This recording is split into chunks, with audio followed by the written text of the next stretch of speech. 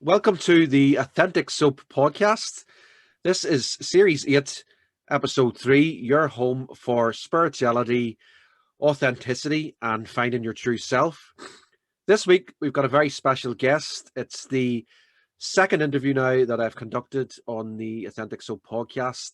Obviously, I've had a lot of engagement on my monologues, but this week's guest is Professor Ross Deuchar, who is a professor of criminology and criminal justice at the University of the West of Scotland.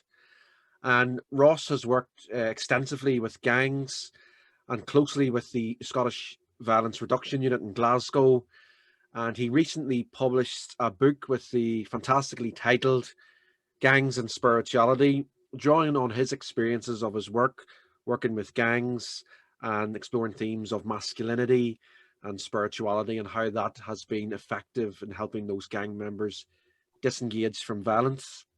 And Ross is also very keen on mindfulness meditation, and that's how we kind of come across each other. So first of all, Ross, welcome to the Authentic Soap podcast. Thanks very much, Paddy. It's great to be here. Thanks for the opportunity to do this.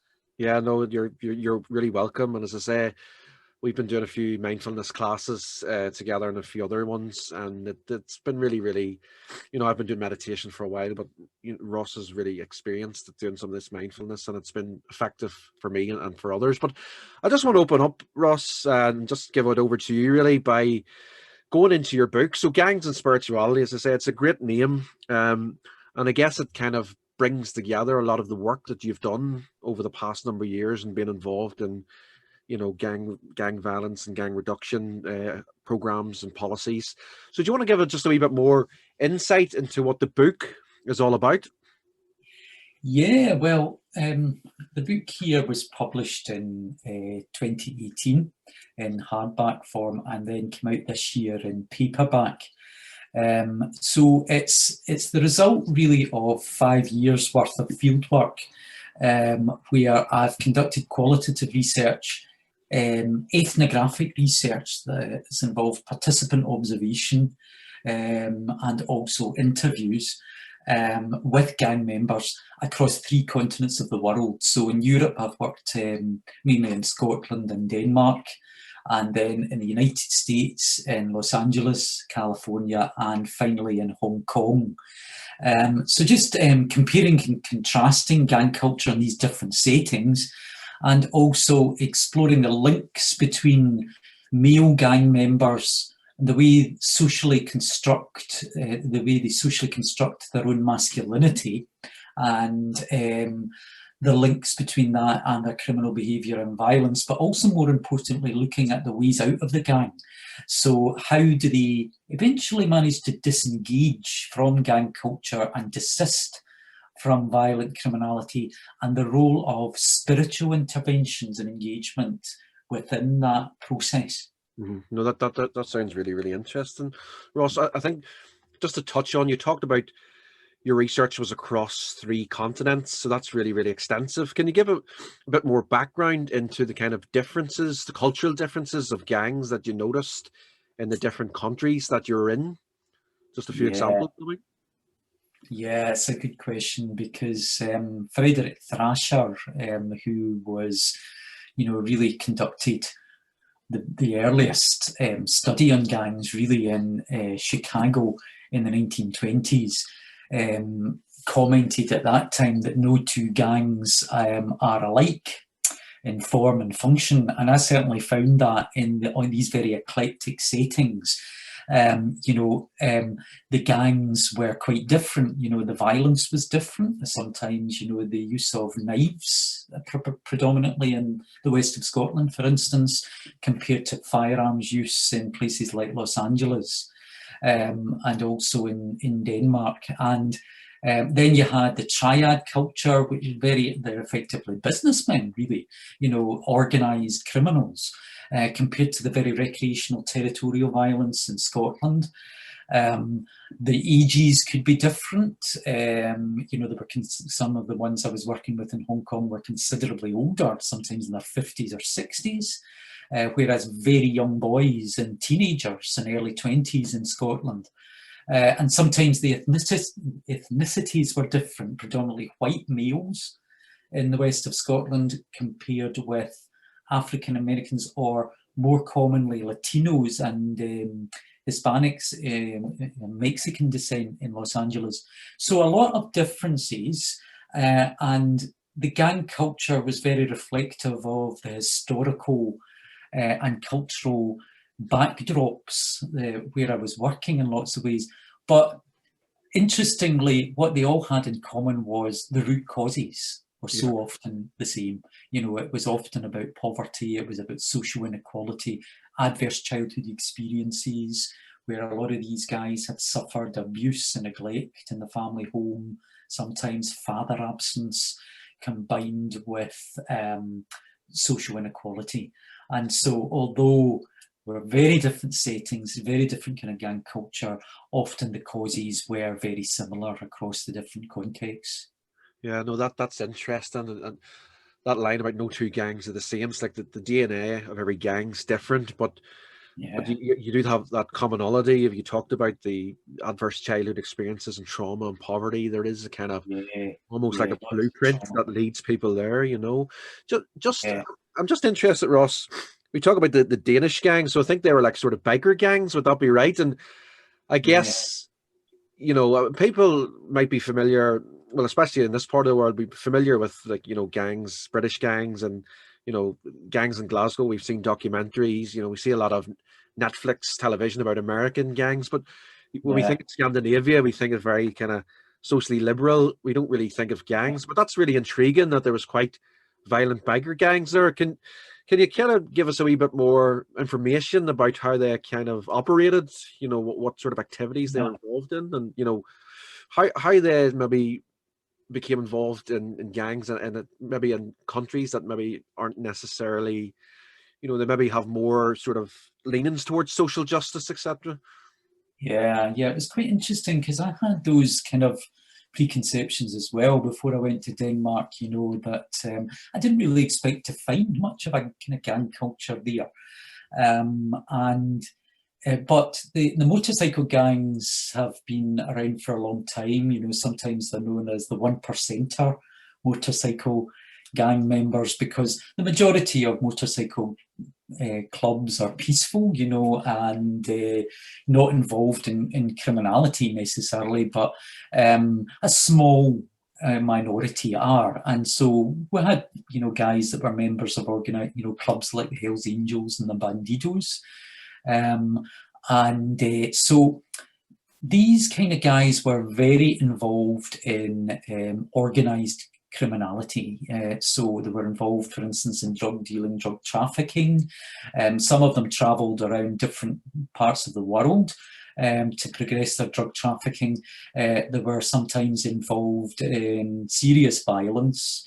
Sometimes they were involved in robbery, and also in you know, firearms incidents. And also things like torture as well, you know, sometimes to progress their criminality, and also to settle drug debts and things like that. So there was some real organised criminality going on among these guys. They also do have a street gang problem that has emerged probably over the last 2 decades in Denmark more. But that's slightly different, you know. So they are more involved in street-oriented violence, firearms incidents, things like that. But these motorcycle gangs have been around a lot longer. And some of the guys I was working with, the majority of them were Indigenous Danes, but some of them were also first-generation immigrants who had come from other countries when they were children, but had been brought up in Denmark. So there was quite a cultural mix there as well. Yeah, just that's really interesting when you talk about, you know, because first generation immigrants, I think with a lot of immigrants, you know, there's the displacement from their homelands as well, and often Mm, that can kind of manifest where, you know, the children can get involved in crime. You know, you see this, you even see it yeah, quite a lot in Britain with, you know, kind of a lot of the second generation Irish were kind of a lot of, you know, criminality as well. So it's not that it yeah, happens all the time, but you do see with displacement, it can cause kind of Yeah. problems as well. But I think we talk about preconceptions there, and I guess you might think you go to this country and you wouldn't experience this type of thing, but with that common thread of poverty and adverse childhood experiences, I guess it can kind of happen anywhere, and people with those inner wounds will probably find each other and get involved in gangs and stuff. That's right, yeah, and it was a common thing to find. I have to say, the one place that was a bit different for that was in Hong Kong. A lot of the guys maybe didn't suffer from, maybe some of the kind of alcoholism or drug abuse issues that I came across in other contexts in the family homes. And maybe, but they did suffer from a different kind of neglect, because some of them talked about the fact that there's such a kind of almost like a workaholic culture in places like Hong Kong, that their parents weren't available to them emotionally because they were so hardworking all the time. And so sometimes they grew up with a lack of feeling of male attachment in particular, to maybe missing fathers that were just, working all the time. And so it was a little bit different, but still the same kind of disadvantage and the same kind of need for a sense of belonging beginning to emerge. And a lot of them, most of the places I worked, Father Greg Boyle, who established Homeboy Industries in Los Angeles, always talks about, people don't join gangs because they want to belong to something. They tend to join gangs because they're fleeing from something, usually trauma. And that really was the case for a lot of these guys. And the brotherhood from the gangs seemed to envelope them and offer them that sense of inclusion and support that they'd never really had elsewhere. But ultimately what it just did was introduce them to more trauma because of the violence and the traumatic experiences of violence they witnessed and became involved in. Yeah, so it's almost like a form of escapism, but it's pain leading into more pain, isn't it, really, Ross? Yeah, it is. Yeah. Just, I mean, you mentioned about the Danish gangs and drugs.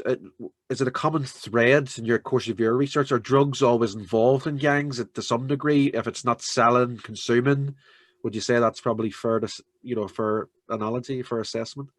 Yeah, I would say so. I would say that drug dealing, drug supply and distribution networks was probably the most common kind of criminality that I came across among most of the gangs. The one exception, I think, in the past may have been in Glasgow, because traditionally the gang culture, the kind of youth street gang culture, was more recreational. Territorial. It was about postcode pride and where you lived and what part of the scheme you were from. And it wasn't really connected to organised crime and drug distribution, although we do have a drug dealing problem and a problem with organised crime groups in Glasgow. But that was something that was separate, really. But I think that has changed probably since I conducted my fieldwork for this book over the last 5 years or so. There has been a shift, I think. There's been a reduction in territorial street gang violence because of some of the interventions by organisations like the Violence Reduction Unit, but simultaneously there's been an increase in younger and younger people, particularly young men, becoming involved in drug supply networks. So I think it's a problem among the gang culture in Glasgow now as well. Yeah, and I guess, Ross, that probably reflects society to some degree, and that drug use is becoming more and more common, not just among gangs, but amongst the middle classes. So I guess, if society's flooded with substances, obviously, if people are vulnerable in gangs, they're obviously going to be vulnerable to the effects of that. Yeah, and also they're so much more readily available. With the advent of social media, you can have a 24-hour dial-a-drug delivery to your front door culture now, and the use of emojis, and everything. Encrypted messaging means it's a lot easier to be exploited by drug dealers, but also to be able to get drugs. Really, it's easier probably than ordering a pizza. Yeah, no, that's the thing, and it's probably quite worrying, if people are going through difficulties and they can access them so easily. But Yeah, you know, maybe there's always initiatives can help reduce that. But just on yeah, the book itself, so the theme of masculinity, I think that features is quite prevalent in your book, and I guess there's probably an image of the gang members being macho and tough guys. I mean, yeah. how does masculinity play out in gangs, Ross? Yeah, so what happens often is that it's almost like an extra strength version of masculinity that comes to the fore. Raymond Connell, of course, and James Messerschmitt are the seminal academic writers in the field of masculinity, and they talk about hegemonic masculinity. So that's the kind of culturally idealized form Mhm. of masculinity. And in Western contexts, that is very often about physical strength, it's about toughness, and it's about fearlessness. So those images, Yeah. that idea of masculinity is promoted through peer groups, but also through the media as well, Yeah. a lot of the time.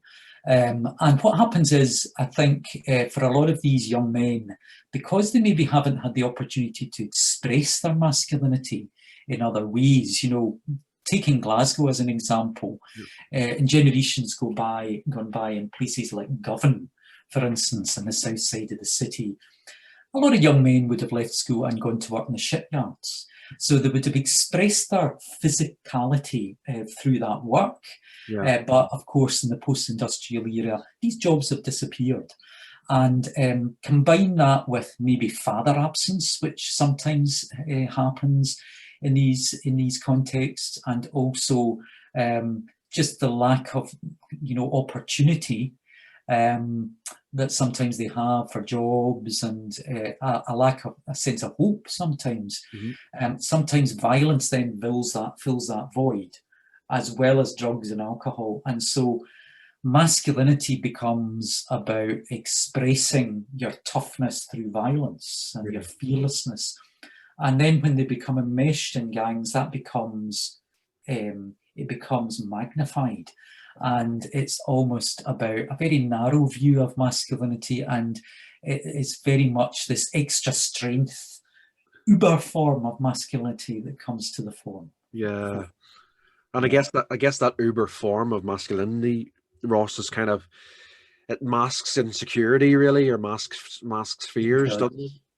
Yeah, You know? it definitely does, because what I've learned over the years is that behind the tough exterior that you see on the outside lies deep layers of vulnerability. And actually, the violence and the criminality is an expression of vulnerability Yeah, when it comes to it. definitely.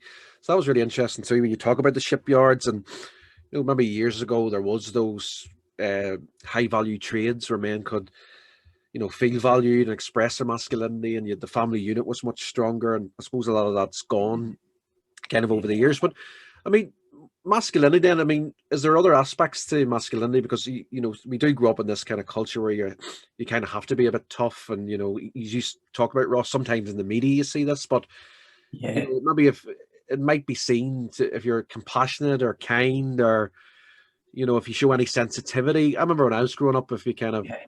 showed any sort of sensitivity, you're maybe perceived to be less manly almost. But Yeah. you think that's part of the problem, and is that changing? Yeah, I think that's a big part of the problem.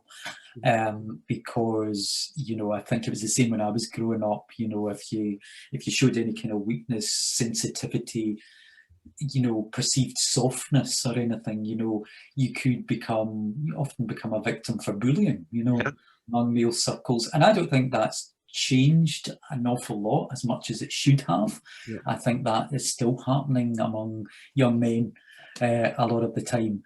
But I do think that culturally there is a much wider view of masculinity now has come to the fore and become accepted and acceptable, rightly so, And, for instance, there's a big focus on men's mental health and encouraging men to speak up, and admitting, that not being okay is okay, and to reach out and look for support, to open up to their feelings and emotions.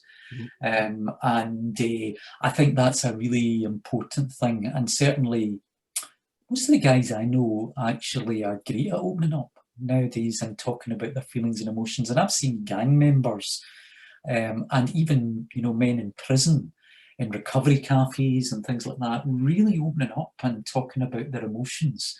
And I think that's been a really great step forward. But I think for younger men, there is still that little bit of Yeah. policing and surveillance of their own and others' masculinity that still needs to be challenged.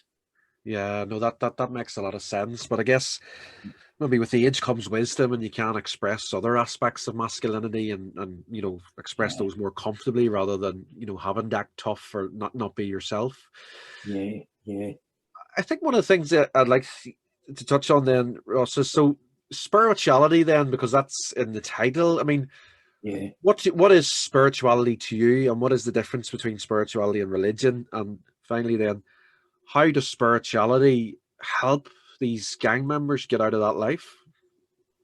Yeah, no, that's a really good question. I mean, I do make the distinction quite early on in the book about the difference between religion and spirituality. So I draw upon various definitions and academic studies to do this. But basically, in a nutshell, to me, religion is about maybe a system of doctrine and worship that's usually shared in a group. Quite a kind of formal kind of focus and culture, whereas spirituality is much broader and more difficult to define as a result. So it's about maybe some kind of transcendental experience. It can be a deepening of your awareness of self and others, getting more in contact with your soul, perhaps, with the finer and softer things in life. And some authors define it as just any kind of experience that results in greater knowledge and love. And so spirituality to me is much, much broader than religion. It can include religion, but it doesn't necessarily need to. And so in the book, I include, for instance, things like ascetic spiritual practices, maybe kind of third wave practices, as we might describe them, such as meditation, yoga, power breathing, mindfulness, all of these things. So make the distinction. And what I found was, what I was interested in exploring was the extent to and ways in which engagement in religion and or spiritual programs or initiatives enabled these men to begin to redefine and reconceptualize their sense of masculinity in a way that was conducive towards them moving away from the gang culture and desisting from violence and crime.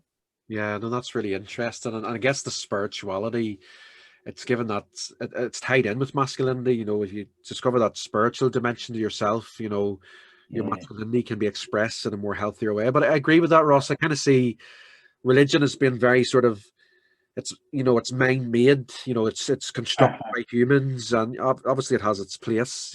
But with spirituality, I agree with a lot of what you said there. I mean, I agree with it all really, and it's Yeah. tuning in probably your higher self and as well. So Yeah, definitely. that's excellent. I just maybe touch on, just before we kind of leave your book and maybe come on to your story a bit, Ross. Just we touch a bit on homeboy industry. So I've seen a little bit about this. I think that this is it's a Father Gregory Boyle runs this, but it's effectively, is it like a social enterprise to help people get on the straight and narrow? Yeah, I mean, it's one of my favourite places in the world to go. I just got completely set when I went there, and I'd read about it. I'd read Gregory Boyle's book, Tattoos in the Heart. I'd also heard a lot about Homeboy Industries through the Violence Reduction Unit in Glasgow, who have visited there on several occasions and modelled one of their own projects, the Street and Arrow Cafe, on the model of Homeboy Industries. And I'd always heard about the compassionate ethos and compassion over violence and everything, but it wasn't until I went there that I really understood, because you know, you just go through your own transformation. Well, I did my own transformational journey when I was there as well. So basically, it's a great example of a program that is spiritual, but not in any way religious. So Father G, as he's known to the homeboys and homegirls, you know, he is a Jesuit priest and a deeply religious man himself. But the program is really not religious, but it is spiritual. Yeah. And so, you know, from the minute that people are enrolled in it, it's an 18-month program, not just for gang members, you know, but for people with addictions as well, who also can be gang members. Of course, there's men and women there, lots of female gang members in Los Angeles. You know, they are enrolled in the program, they're immediately working, so they have various industries. It's now become self-sustainable financially because of the revenue that's brought in through the industries, for instance, like the Homegirl cafe that's attached to it. They have a homeboy bakery, they have homeboy merchandising, and lots of other micro industries. And they also have lots of charitable donations. So they're immediately working. They start off by doing maintenance work, then they progress to working in some of the industries, but they're also on a journey of exploration where they're enrolled in things like, they have Alcoholics Anonymous, Narcotics Anonymous, they have anger management classes, they have group therapy classes, Gang Members Anonymous classes, parenting classes, and education classes. And so they're growing and developing and preparing themselves for the world of work and for the world of, you know, family life. But one of the key focal points is the daily thought for the day sessions, where each day somebody takes the podium, and sometimes it's Father G or one of the mentors or the navigators, as they're known there. Other times it is the homeboys or homegirls, the trainees in the program, and they share their deepest emotions and feelings and their journey of exploration in the podium. And in sharing those stories and those experiences, they're actually helping each other. So Shad Maruna, the criminologist, talks about, for instance, wounded healers. And that's really what they are, sharing their own damaged pasts as a means of supporting the lives of each other. And Maruna also talks about redemption scripts that can emerge in secular contexts. So, for instance, they begin to rewrite their past and their damaged past and make meaning from what they did in the past and the mistakes they made. They also provide in their narratives, they provide a kind of sense of hope for the future and a strong commitment to making good and giving back to others. And those kinds of principles very much shine through the narratives that these guys are sharing in these groups and also at the podium in the daily thought for the day session. So it's about compassion, it's about kinship, it's about a community and a transformational community. It's not about fixing people, but it's about everybody going through a journey of exploration and transformation together. Whether you're a trainee, whether you're a navigator, a mentor, or whether you're a visitor or a researcher like I was. So it's deeply spiritual, but quite often people visit Homeboy Industries and they see everything and then they ask Father G, right, tell me about the spiritual part now, expecting it to be something separate, maybe something about religion. And he always says, well, you've just seen it, you know, because everything here is soaked in the spirit. So it's actually about showing one another love, because some of these guys have never experienced love or compassion in their lives. So it's an amazing place. Yeah, no, that sounds amazing, Ross. And I guess, you know, you talk about that ethos of love and kindness, and Father, the spirit is there. And I guess that's kind of because people are in recovery and they're getting back to recovering who they are. So that is spiritual at all times, you know. And I think that's right. It's just an amazing place. And the fact that it's basically had different little franchise and it's, You know, it's a Yeah, thriving business, if you like, as well, and it's bringing, you know, people in that can gain the skills, they can get yeah, ready for work. yeah. You did mention then for yourself, it was for you even being there was like a kind of transformational process as well. But I think we could just like come to your own kind of personal story because correct me if I'm wrong. I think you start out in teaching originally, Ross? Then so Yeah. I just like I guess in the podcast is always trying to really get people to understand and have the courage to kind of follow through something maybe, and it's just maybe if you could shed a bit of light on what took you from primary teaching into this field that you're currently involved in now. Yeah. Well, I could actually go back further than that. I actually started my career, if you like, working in retail, working in the shop floors and in retail in Glasgow when I left school at first. And then I went back as a mature student. I was 22 by then, went back to college, actually, to study to be a teacher. And while I was at college in my third year, Jordan Hill College in the West End of Glasgow, it merged with Strathclyde University, and suddenly I found myself at university, the first in my family to go to university. I had come from, my parents were working class. They were born and brought up in Postle Park, which is one of the most socially deprived areas of Glasgow. Mm-hmm.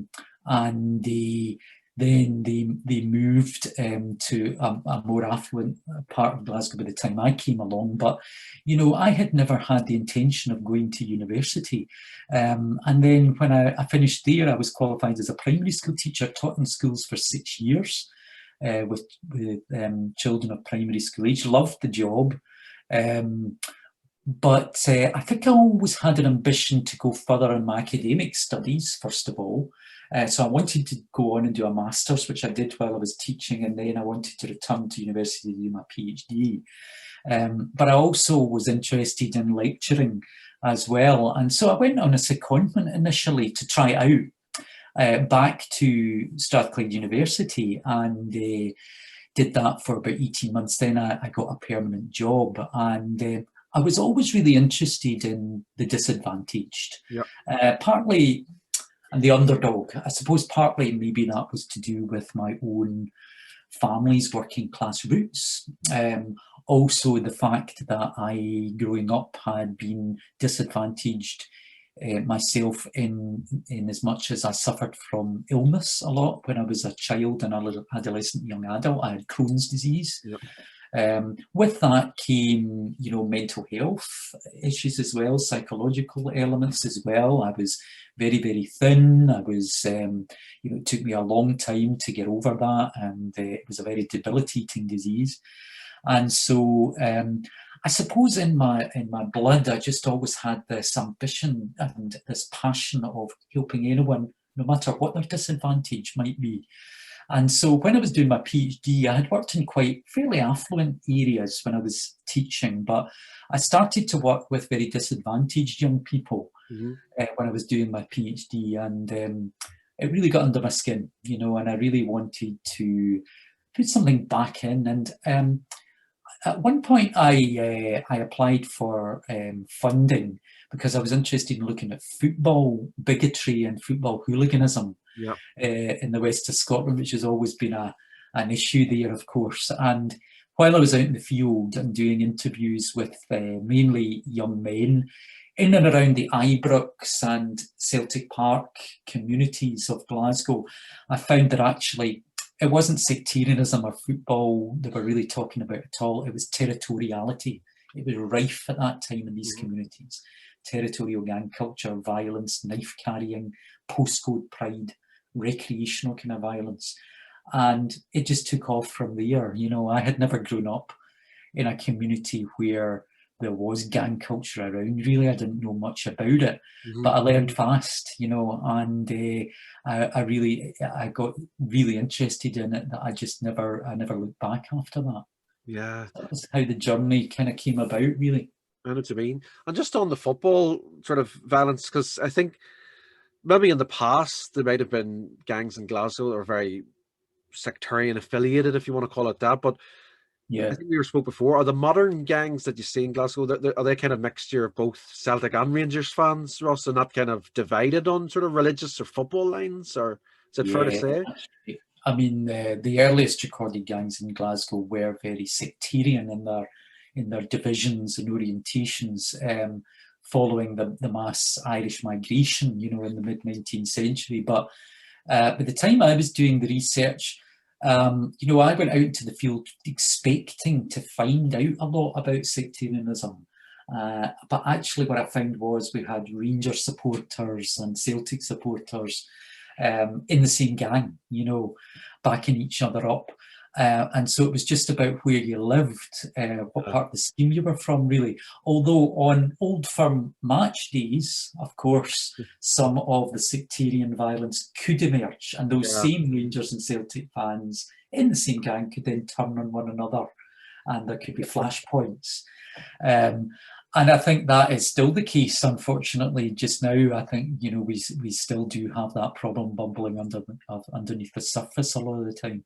Yeah, and that's interesting because, I mean, obviously in Northern Ireland you have sectarianism too, and you had a lot of conflict. A lot of people always say, "Oh, Glasgow's really sectarian as well." But I think it only really manifests at Old Firm games. It's not like society has like segregation in housing and things like that. It's I wouldn't say it's like. I think some people have this idea that it's kind of like Northern Ireland too, but I don't think it really is. And I think maybe your research in gangs maybe kind of backs that up, because I don't think necessarily if you had a gang over here that it would be mixed religion. I don't think you'd ever see that. It would be like kind of one side or the other. So it was interesting that you'd done that research.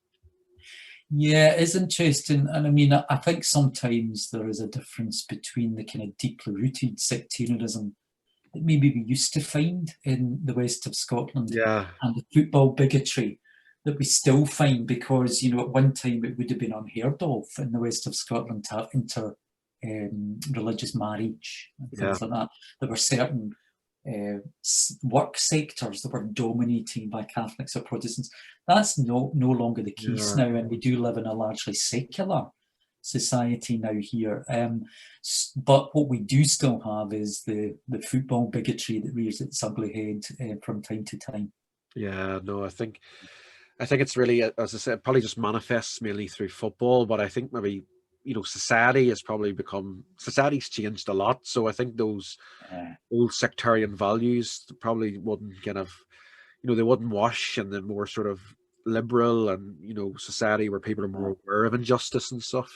But that's right. I think especially among younger people, maybe older generations still hang on to some of that, but the younger ones not so much. Although what we still do have as well are the Orange Walks and the Republican marches. And there's a lot of young people that I've interviewed recently that talk about still having a real interest in that. It sometimes runs through families and generations of families, and they're associated with one or the other. I know. I think though you probably always get that. You'll probably always have some kind of, people are on one side or the other side, but as long as it kind of doesn't go beyond maybe just a bit of football banter, I think that's kind of okay. But so, I mean, going from the teaching back into like university, like, I mean, was that a hard decision? Because obviously you had probably a lot of security in that job, and I take it when you go back to university, maybe there's a bit of uncertainty. Did you kind of have to? Did it seem like an easy decision? Was it just like, was your heart tell you, I want to go and do this, and you just went with it, or did you have to think it through, or how did you kind of set about it, really? Yeah, I did have to think it through quite a bit at the time. This was at the end of 1999, so over 20 years ago now. So I guess, I was in my early 30s, and you maybe take chances and more when you're that age than you do when you're a bit older. So I took a risk. I'd always had, in my heart of hearts, I always felt I would eventually make that transition to working. And it was originally to go and work in teacher education. So I was working in the education faculty of Strathclyde University. I was working with training students to become teachers, and I was also doing my research. And so my interest in gangs and violent offending and all of these things came as a result of having worked with children and young people and worked in education, really. I came at it as a practitioner originally. And so I think I've always had that strong practitioner focus and a focus on applied research. And then over the years, my interest and my deepening insights into the criminological research meant that I then eventually, bit by bit, made the transition to working in criminology full time, which I've been in for a long time now. So for the last 15 years, I would, well, maybe 13 years, I would probably class myself as being much more a criminologist than an educationalist in higher education terms. But I've always had a kind of interdisciplinary focus. But yeah, it was quite hard because I enjoyed being a practitioner, you know, and I still enjoy being a practitioner. I probably see myself first and foremost as a practitioner because I still do research that is applied. I still work a lot with practitioners, and I do voluntary work as well, sometimes voluntary youth and street work, and sometimes voluntary work in prisons as well, which I absolutely love doing. Yeah, no, that's interesting. I guess your teaching background, you know, it's probably give you that insight into young people's development as well, you know, and how, you know, how that maybe leads to difficulties later in life and stuff. So I guess you're coming at it from that very sort of empathetic and compassionate background as well, which I think is really, really helpful, Ross.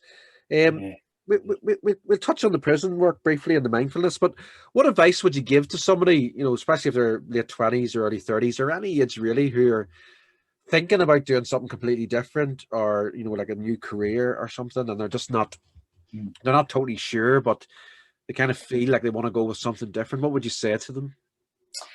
Yeah, I would say, you know, go for it because, you know, I mean, I think, you know, we live at a time now of such uncertainty as well, Yeah. you know, that, you know, you need to be quite diverse in terms of your skill set. You need to be flexible and adaptable.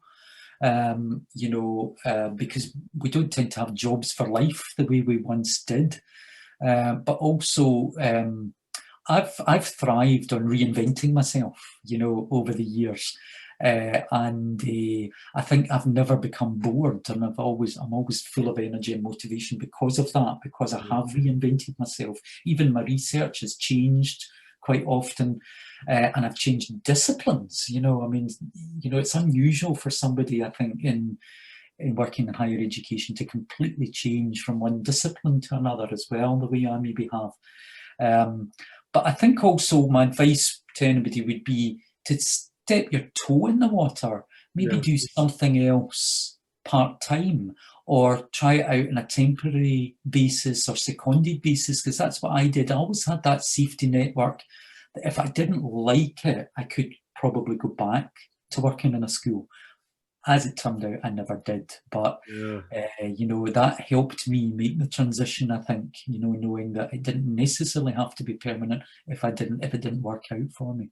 Yeah, no, that's interesting. That would be good to maybe have a little side hustle first, and then see how it goes, you know. So, you know, I think that's excellent, Ross. And I think really, I like what you said there about reinventing yourself, because I know in like Buddhism, like they talk about, you know, you have to like kind of, the old you has to die, you know, you have to kind of, not like literally die, but the old you has to die and something else has to come through. And, you know, a lot of spiritual teachings are about that. And there's a concept in psychology known as liminal space. Like liminal is from the Latin word threshold, where something's not working in your life and the old you's dying, but the new you has yet to emerge, and you go through that really, that difficulty. So I guess there's a lot of merits in kind of reinventing yourself, because I mean, I guess at heart we are who we are, but at the same time, you know, if something's not working in your life, maybe you do need to reinvent yourself and do something different.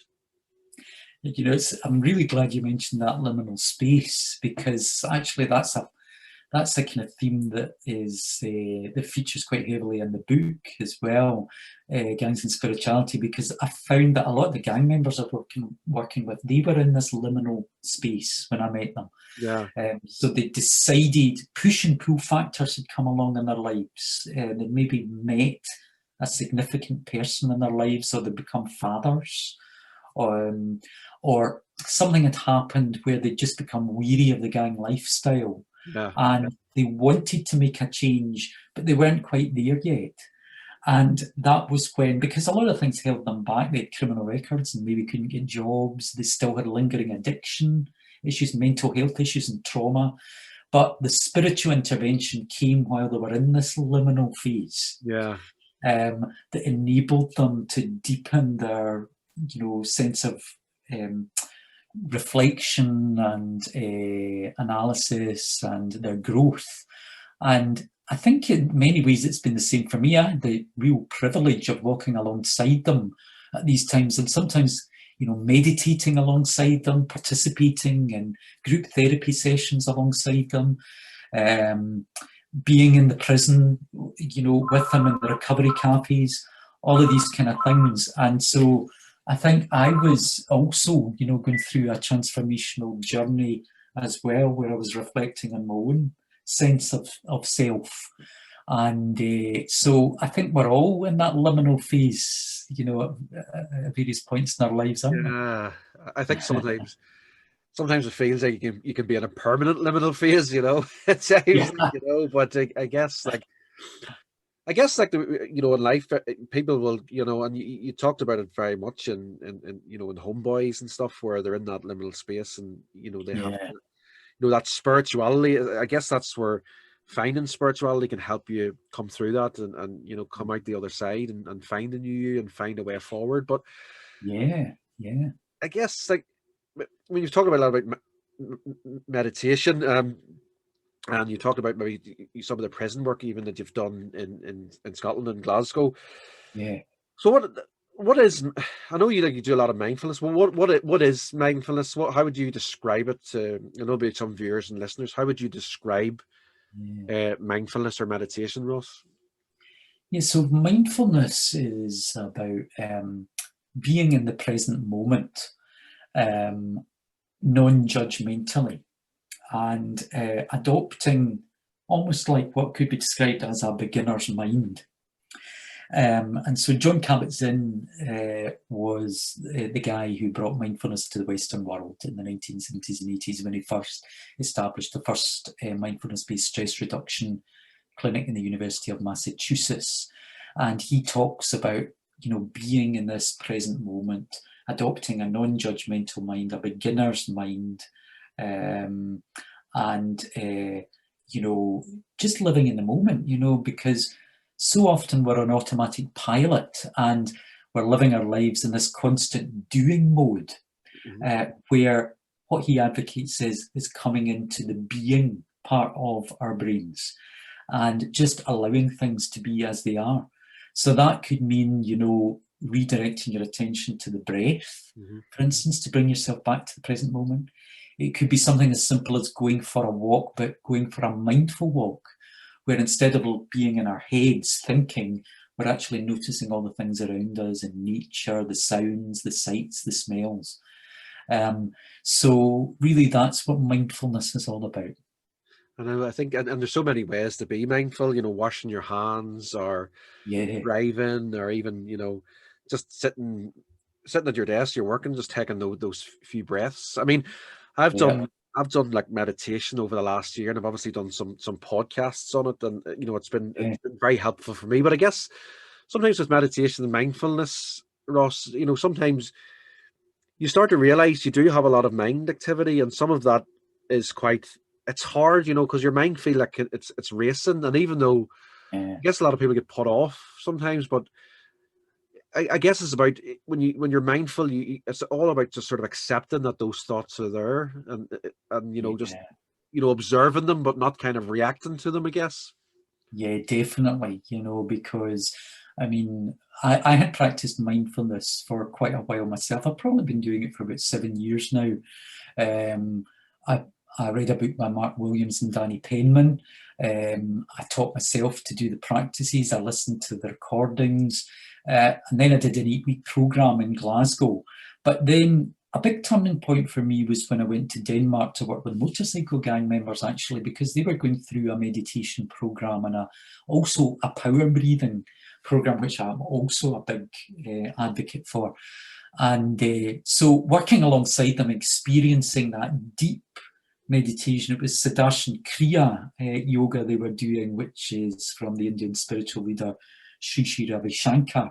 And so a deep, almost transcendental form of meditation, but also combining it with the breathing and the yoga. And a lot of these guys were deeply full of trauma, you know, and they were able to work with their thought patterns. You know, a lot of them had PTSD, for instance, and had trouble sleeping. They had insomnia because of these intrusive thoughts and anxieties. A lot of them were on prescribed medication, and some of them were self-medicating, drugs and alcohol. And through the program, they actually gradually, a lot of them came off of, they stopped self-medicating, and some of them came off of antidepressants and replaced it with the practices. And I went on a real journey there as well, and went deeper in my meditation. And I mean, the very first time I went over there, I was suffering from bereavement. I'd lost my father just several months earlier. And I was in a place of deep anxiety and trauma myself. And I found I went through a real kind of healing experience while I was there. So it was amazing. So I've got a real passion for all of these kinds of practices and the help it's given me as well.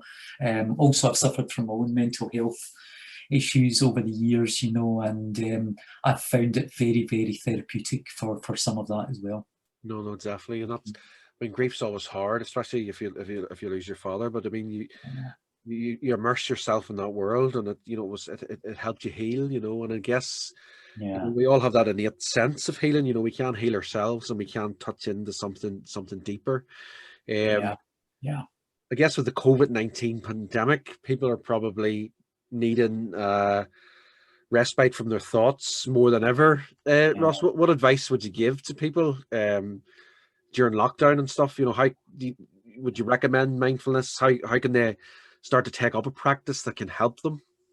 Yeah, well, I've been doing a lot of short videos for social media, and I've done kind of during lockdown I did free mindfulness sessions all the way through for people, because I think it's a great means of being able to deal with the real difficult thoughts and anxieties that so many of us are having just now. I mean, I think lockdown has been very challenging for a lot of people, and we actually do, alongside the pandemic of COVID, I think we've got now a pandemic of mental health issues. And I think, you know, using mindfulness as a tool can be greatly beneficial, because it helps you to create, and this is only really if you're practicing it every day for a period of time, you begin to notice this, but you begin to sense that there is a little bit of a distance between you and your thoughts,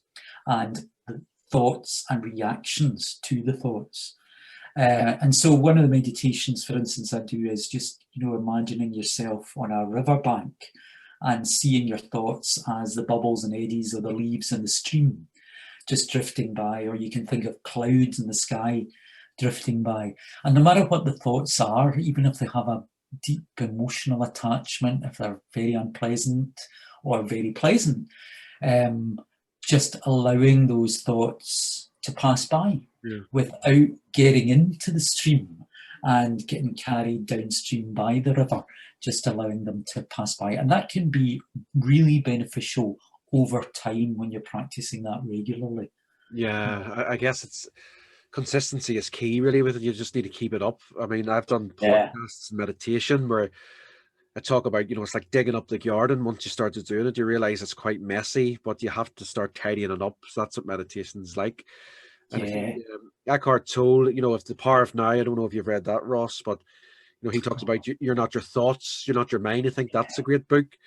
Anthony DeMello, he talked about thought control in his meditations, a way to love, about just being that man, the old man at the window in the street, just watching people go past, you know, and that's just what it is, just like watching them go past. Absolutely, without having to get involved, and almost like accepting and showing kindness and curiosity to your thoughts, rather than trying to ruminate over them or put them right or argue with them. Yeah, Yeah, and that takes a lot of practice. it does. And I think that rumination can be difficult because it's almost like it's just like a cycle. It's hard, like it's a cycle Yeah, that's hard to get off at times. it is hard to get off, but I also believe in combining it with power breathing and also cold water therapy, which the Wim Hof Yeah, approaches I've really taken up over the last couple of years as well. And all of that stuff combined, I think, can be deeply therapeutic if you're up for it in the Scottish winter months. That's the only no, thing. that's interesting. So we just touching that now, then, Ross. So obviously, you do your mindfulness, but you've talked about this cold water immersion and the Wim Hof breathing. I mean, how do you kind of keep your mental health? What's your daily mental health checklist to make sure you're kind of in good fettle? Oh, no, that's a great question. So every day now, my routine, as often as I possibly can in the mornings, I usually do some form of exercise very early morning. So when the gyms are open, I'm usually in the gym, or I certainly have discovered outside exercise and really grown to love that over the course of this year. But then after that, I then do my power breathing. So maybe a bit of Wim Hof breathing, or sometimes I do a 3-stage pranayama breathing using the Ujjayi breath coming from the back of the throat. And it's just a deeper, inhalations to 4 and exhalations usually to 6. So do that maybe for about 10 minutes. And then I do usually a mindfulness meditation for about 15, 20 minutes. And then at the end of the meditation, I also do positive affirmations, because I think positive affirmations are a great way of visualizing what you want from your day. Yeah, And visualizing, what kind of husband, what kind of father do you want to be? What kind of academic do you want to be? What kind of friend do you want to be? What do you want out of this day? Visualizing that, and then just saying to yourself what you want, or writing it down. You can do that way as well. And then I usually take a 5 or 6 minute cold shower, freezing cold shower. I'm also getting a barrel so as I can actually go into the barrel with the cold water later on as well. So that by the end of that, by the time I come out and finish all of that, I feel great. It's a real uplifting, a real energizing effect. that's amazing, Ross. I mean, probably by the time you've done all that, I'm only just getting up out of bed. It's the only thing. It can take a good couple of hours sometimes to get through all that. Yeah, I was gonna say, you need to be able to cock crow to fit all that in, but I'll maybe wait till the summer to start it, But the Wim Hof breathing, I've tried it before, and I thought it was quite good. But again, it's quite vigorous, isn't it? You're really. It is vigorous. Yeah, it's really vigorous. But yeah, it's. I mean, there's guys in Scotland that have inspired me. Gerald Neal, Dynamic Creations, James Docherty, Callum Hutchison. All these guys, are all doing the Wim Hof. They're doing the cold water immersion, and so I've learned a lot from them, and also from Wim Hof himself, of course. But it's a fascinating science behind it all. Yeah. And certainly it's been very therapeutic for me. I would recommend it, but it's maybe not everybody's cup of tea. No, definitely. But good proper breathing from the diaphragm's really important. And It is. a few reps of his breathing, then it was really, really good. Yeah, it just brings you right down, especially if you're in a state of high stress, which I think a lot of us are just now. No, It can be really helpful. I think just the positive affirmations is something that I don't do, but maybe I might start doing it. But I've heard a lot of people say that this really works. So are you finding that really effective, Ross? I do find that really effective, because then at the end of the day, usually I don't always get time for this or remember to do it, but before I go to bed, I try and reflect on how well I've lived up to my affirmations.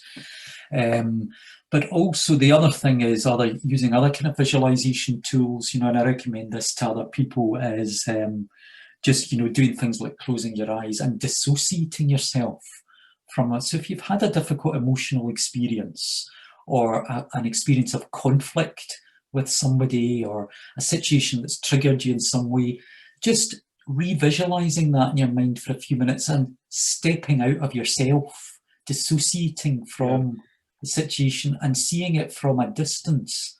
And sometimes you just see it a bit differently. The situation might not have changed when you open up your eyes, but your response towards it and reaction towards it has just shifted a little bit.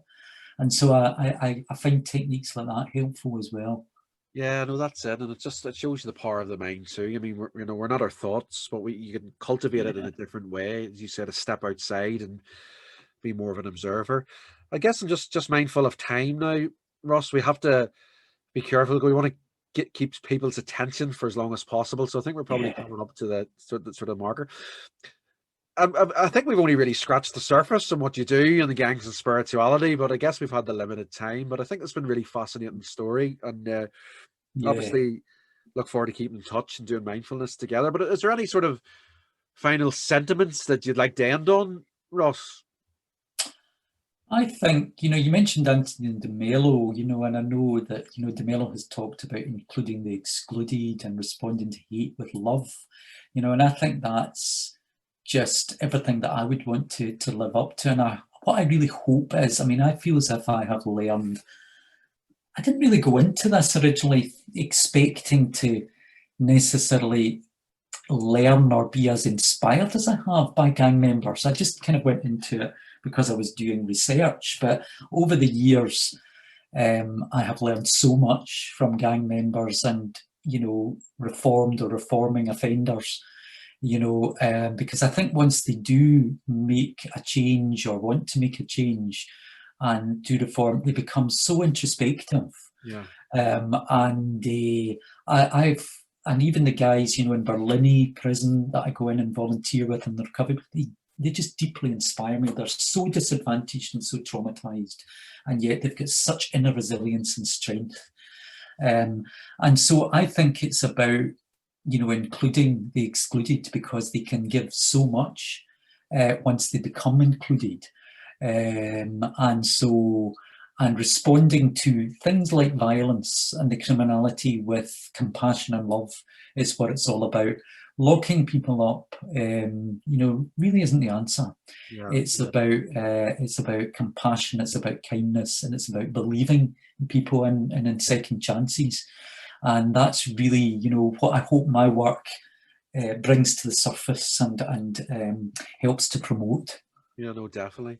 And I think it does. And I'm only really starting to learn about your own work, Ross, but that's a really powerful sort of ending message. And I think there's a lot of wisdom in the gang member stories and the prisoner stories. They've been through hard times. They're transforming and changing and coming out the other side. So I guess you've already alluded to this, but you can learn so much from them, Ross. They're great teachers in their own right. Absolutely, they really are. Yeah, and I find it just amazing, going into Berlin, and you're sitting there in a room full of 20 guys that are full of so much trauma, and they're sitting there meditating, because they're just so desperate for any kind of help and support. And I find that they're such gentlemen as well. They're so appreciative of anybody that comes in to try and help them. And people don't realise that. A lot of the general public, maybe think, their prisons are full of bad guys. Actually they're not. They're full of deeply traumatised men that just need some compassion and some kindness. No, definitely. And it's great for you to reach out and show that compassion and kindness, Ross, and go in and do meditation, as you say, the prisoners you've worked with, they're very humble, and so that's very humbling for you, I guess. And it is. Yeah. It must be incredibly worthwhile and rewarding as well to to go into that environment, and where people have had their challenges and they're in a difficult situation, and they're probably been through despair and they're trying to find some way out. And these techniques of meditation and spirituality, that's the key to finding your kind of higher self and transforming yourself, and there's always hope. Yeah, definitely. Well, Ross, thanks very much for your time. As I say, I think we can leave it there for now. We can maybe at some point down the line do another podcast if we have like Yeah, specific themes to discover again. But thanks that's very great. much for joining me. Right, Paddy, thanks. Been a pleasure. No problem, Ross. Take care. Cheers. Okay, thanks. Bye.